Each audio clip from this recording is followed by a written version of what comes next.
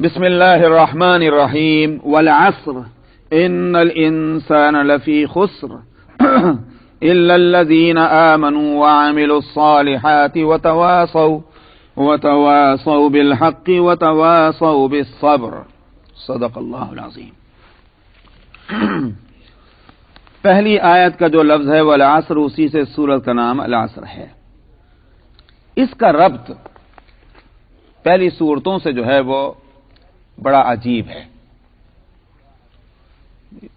میں نے شاید کسی کہیں تقریر میں ہو سکتا ہے اس کا کہیں کیسٹ ہو بھی، میں نے بتلایا تھا کہ یہ سورتیں سورہ زلزال سے لے کر اور سورہ آگے جو آ رہی ہے سورہ ہمزہ، وہاں تک ایک عجیب ربط ہے صورتوں کا کہ سورہ زلزال میں اور سورہ والعادیات، سورہ زلزال میں تو اللہ سبحانہ و تعالی نے فرمایا کہ انسان کا ایک وقت ایسا آئے گا کہ ذرہ برابر بھی جو اچھائی اور برائی ہوگی وہ اس کو دیکھنے کو ملے گی۔ فَمَن يَعْمَلْ مِثْقَالَ ذَرَّةٍ خَيْرًا يَرَهُ وَمَن يَعْمَلْ مِثْقَالَ ذَرَّةٍ شَرًّا يَرَهُ۔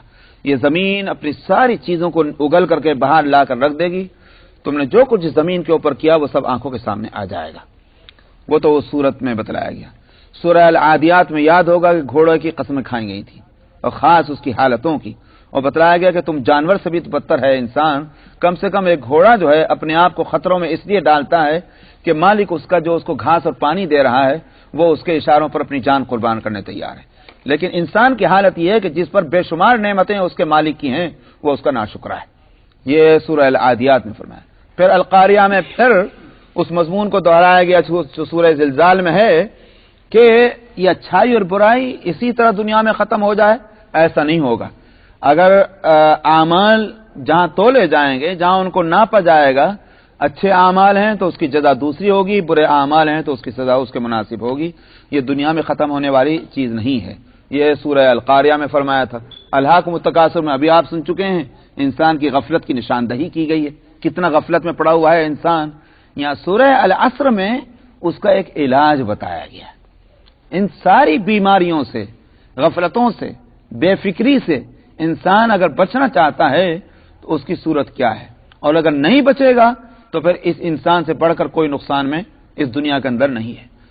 جانوروں سے بھی بڑھ کر نقصان میں انسان ہے اگر اس غفلت میں پڑا ہوا ہے جس کی نشاندہی سورہ الہاکم التکاثر کے اندر ہے۔ اس لیے وہیں سے ابتدا کی گئی اور قسم کھا کر کہا گیا، قسم ہے العصر کی۔ العصر سے مراد کیا ہے؟ ایک معنی تو ہے العصر کے زمانہ، کوئی بھی ہو، صبح ہو، شام ہو، دن ہو، رات ہو، اس کا نام زمانہ ہے۔ تو العصر زمانے کو بھی بولتے ہیں۔ آپ بھی کہتے ہیں کہ ہمارے فی عربی بولتے ہیں فی عصرنا ھذا، ہمارے اس دور میں، اس زمانے کے اندر ہی ہو رہا ہے۔ اس کو عہد کا عہد بھی بولتے ہیں، فی عہدنا ھذا فی عصرنا ھذا۔ اور ایک معنی ہے والعصر کے جس کو ہم کہتے ہیں عصر کا وقت، جس میں عصر کی نماز پڑھی جاتی ہے، یعنی دن ڈھل رہا ہے اور رات کے آنے کی اطلاع مل رہی ہے۔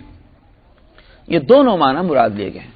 اگر پہلے معنی لیے جائیں زمانے کے تو بتانا یہ ہے کہ انسانوں کی پوری تاریخ اور گزشتہ زمانہ جو گزر چکا ہے انسان کے اوپر، ہم اس کو ریفرنس میں پیش کر کے ایک دعویٰ تمہارے سامنے رکھنا چاہ رہے ہیں، اس کا حوالہ دیتے ہوئے، اور دعویٰ یہ ہے ان الانسان لفی خسر، انسان جو ہے بڑے خسارے کے اندر ہے، نقصان میں ہے، سوائے ان لوگوں کے جن کے یہ کام ہے۔ تو والعصر اگر زمانے کے معنی میں ہے تب تو یہ معنی ہے، یعنی اس کے حاصل کیا ہوا؟ انسان کی تاریخ کو اٹھا کر دیکھ لو، کیا گزری قوم فرعون پر، کیا گزری قوم عاد پر، قوم سمود پر، قوم شعیب پر، قوم لوط پر۔ یہ زمانہ انہی چیزوں کا تو نام ہے، تاریخ کو زمانہ کہتے ہیں۔ انسان اپنی پچھلی تاریخ کو اٹھا کر دیکھ لے، کون نفع میں رہے اور کون نقصان میں رہے۔ تو اس کا حاصل کیا ہوا؟ جس کو دوسرے لفظوں میں کہا جا سکتا ہے، انسان اپنے ماضی کو دیکھ کر اس کے روشنی میں اپنے مستقبل کو سنوارے اور بنائے۔ ماضی سے رشتہ اگر ٹوٹ گیا تو انسان کا مستقبل اندھیرا رہتا ہے، اس لیے ماضی کو دیکھنے کی ضرورت ہے۔ قرآن شریف میں آپ دیکھیں گے اسی لیے احکام اور مسائل تو کم ہیں، لیکن گزشتہ قوموں کے واقعات جو ہے قرآن اس سے بھرا پڑا ہوا ہے۔ کیونکہ ان واقعات سے ہی عبرت حاصل کی جا سکتی ہے. ہمارے باپ دادا کے ساتھ کیا کچھ ہوا ہم کو دیکھنا ہے، اگر اچھا ہوا ہمیں بھی اس راستے پر چلنا ہے، لیکن اگر باپ دادا کہیں دھوکہ کھا گئے، نقصان اٹھا چکے ہیں، ہمیں اس راستے پر نہیں چلنا. یہ انسان کو اللہ نے عقل اسی لیے دی ہے. تو زمانے کی قسم کھائی گئی. اور اگر عصر کا وقت مراد لیا جائے تو معنی یہ ہے کہ دیکھو انسان جب دن چڑھتا ہے بھول جاتا ہے کہ رات بھی آنے والی ہے، لیکن رات کا احساس کب ہوتا ہے؟ جب عصر کا وقت شروع ہوتا ہے. اب دن کے جتنے کام کرنے کے ہیں وہ چاہتا ہے جلدی سے جلدی کر لوں، جلدی کیونکہ رات آنے والی ہے، رات کی اندھیریاں ہوں گی، میں وہ کام نہیں کر سکوں گا. انسان کی زندگی اس وقت جو ہے وہ چڑھتے دن کی طرح نہیں ہے، اس کی زندگی جو ہے وہ ڈھلتے ہوئے دن کی طرح سے. سمجھ میں آیا؟ چڑھتا ہوا دن کیا ہے؟ وہ تو انسان کی زندگی میں ایسا ہے جیسے بچپن اور جوانی. لیکن جوانی جیسی شروع ہوتی ہے اس کے بعد پھر جو ہے دن ڈھلنا شروع ہو جاتا ہے، ادھیڑ عمر آئی اور بڑھاپا آنا شروع ہو جاتا ہے. جوانی کتنے دن کی؟ اس جوانی جو چند دن کی جوانی ہے اس میں آدمی اتنا مست ہو جاتا ہے کہ اس کو خیال نہیں آتا کہ اب بڑھاپا بھی آنے والا ہے. تو یہ مراد ہے والعصر سے کہ جو وقت کے دن کے ڈھلنے کا ہے. فرمایا بلا شبہ انسان بڑے خسارے کے اندر ہے مگر وہ لوگ کہ جو ایمان لے آئے اور نیک عمل انہوں نے کیا، وتواصوا بالحق اور حق کی وصیت کی، وتواصوا بالصبر اور صبر کی وصیت کی. بات تو بہت ہلکی پھلکی ہے مگر واقعہ یہ ہے کہ یہ سورت جو ہے نہایت مختصر اور بڑی جامع. میں نے کہا تھا کہ اس میں علاج بتایا گیا ہے اس غفلت سے نکلنے کا جو غفلت کے مہلک ہے انسان کے واسطے. وہ کس طرح؟ یہاں 4 چیزیں ہیں. ایک ہے ایمان، ایک ہے عمل صالح، اور تیسرا ہے تواصی بالحق، اور چوتھا ہے تواصی بالصبر. یوں کہیے کہ یہ ایسا نسخہ ہے حکیم صاحب کا جس میں 4 دوائیں ہیں. ان 4 دواؤں کا مجموعہ جو ہے یہی ہے پرسکرپشن اس بیماری، اس کے علاج کے لیے کہ جس بیماری میں ہم اور ساری دنیا کے انسان مبتلا ہیں. صرف 4 دواؤں کا یہ ایک نسخہ ہے. تو ایمان اور عمل صالح اس میں تو کچھ کہنا نہیں، سب جانتے ہیں. رہ گئی تواصی بالحق. حق سے مراد یہاں دین ہے، اس لیے کہ دین ہی حق ہے. اللہ کو بھی حق کہا گیا، مولاکم الحق، اللہ برحق ہے. اللہ حق ہیں تو پھر ان کی مرضی وہ بھی برحق ہے، اور دین انہی کی مرضی کا نام ہے. اسی واسطے رسول برحق، اس کی کتاب برحق، قیامت برحق، جنت برحق، دوزخ برحق. الحق کے معنی کیا ہیں؟ اللہ سبحانہ و تعالی کی ذات، رسول کی ذات، پورا دین، اس کو حق کہا گیا. اس کی تواصی کرنے کے معنی کیا ہیں؟ یعنی لوگوں کو دین کی تعلیم دینا، لوگوں تک دین پہنچانا، دین کی روشنی میں لوگوں کو ٹرین کرنا، ان کی تربیت کرنا. یہ ہے تواصی بالحق. چوتھی چیز ہے الصبر. صبر کے معنی کیا ہے؟ صبر کے معنی یہ ہے طبیعت کو روکنا. یہ ہے صبر. ایک کام کرنا چاہتی طبیعت مگر آپ اس کو روک رہے ہیں، اس کو صبر کہیں گے. عام طور پر صبر کب بولا جاتا ہے؟ جب کوئی مصیبت آ جائے تو آپ کہتے ہیں کہ بھائی صبر کرو. ٹھیک ہے، وہ بات، وہ ایک شعبہ ہے صبر کا. اس کے معنی کیا ہے کہ آپ کی طبیعت بے چین ہو رہی ہے، آپ اس بے چینی کو کنٹرول کر لیں، طبیعت کو روک دیں اس بے چین ہونے سے. اس کا نام صبر ہے. کسی کی موت ہو گئی، آپ جاتے ہیں، آپ کہتے ہیں بھائی صبر کرو. کیا مطلب؟ وہ جو طبیعت میں بے چینی ہے اس کو کنٹرول کر لو. مگر صبر محض کنٹرول کرنے کو نہیں کہیں گے شریعت میں، چونکہ لفظ مسئلہ آ گیا شریعت کا، ڈکشنری کا نہیں ہے، عربی زبان کا معاملہ نہیں ہے، بلکہ یہاں شریعت کا معاملہ. صبر شریعت میں اس کو کہیں گے کہ انسان اپنی طبیعت کو قابو میں کر رہا ہے. کس لیے؟ اللہ کو راضی کرنے کے لیے. سمجھ میں آیا؟ اگر اللہ کو راضی کرنے کے لیے نہیں ہے، کسی اور مسئلہ سے، شریعت میں اس کو صبر نہیں کہیں گے. ہاں ڈکشنری میں اس کو صبر کہا جا سکتا ہے. تو تواصی بھی صبر. اس کے معنی کیا ہے؟ اس کے معنی یہ ہیں کہ اللہ سبحانہ و تعالی کی طرف سے نعمت ہو یا آفت ہو، 2 ہی حالتیں ہیں، نعمت ہو یا آفتیں ہوں، مصیبتیں ہوں. اللہ کی طرف سے 2 ہی چیزیں آتی ہیں. دونوں موقع پر صبر ہونا چاہیے. آفتیں آ رہی ہیں تب بھی صبر کرنا ہے، اور نعمتیں آ رہی ہیں تب بھی صبر کرنا ہے. کیا مطلب؟ مطلب یہ ہے کہ اللہ نے نعمتیں دی. اب صبر کے معنی کیا ہو گئے؟ کو ادا کرنے کی کوشش کریں. یہ ہے نعمت کے تعلق سے صبر. اور اگر مصیبت آئی ہے تو تو یہ نہیں کہ صاحب تب بھی آپے سے باہر ہیں اور اللہ میاں کو بھی برا کہنا شروع کر دیا اور دین کو بھی برا کہنا شروع کر دیا، معلوم ہوتا ہے کوئی رشتہ ہی اللہ سے نہیں، بلکہ یہ کہ جس اللہ نے آج مصیبت بھیجی ہے وہی اللہ اس مصیبت کو دور کرنے والا ہے، اس لیے مصیبت میں بھی اللہ کو یاد کرنا چاہیے۔ یہ تو ہے صبر۔